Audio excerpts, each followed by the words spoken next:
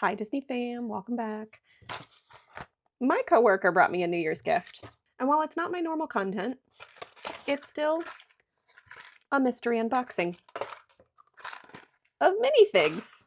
Well, that one, that's not a minifig, but it's a race car. And then this one is a minifig. So let's see what we get. All right. And we got this guy right here. Very cute. Let's see if we can build him. Okay, there's that. We can either have him very happy or blowing a bubble. Let's have him blowing a bubble. I like that. So I think that's what is next to him is bubbles.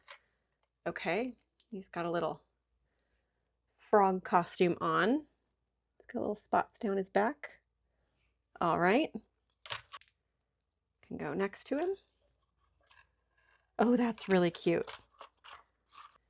And then they've got this little clear bubble piece. So he could be blowing a bubble. That's so adorable.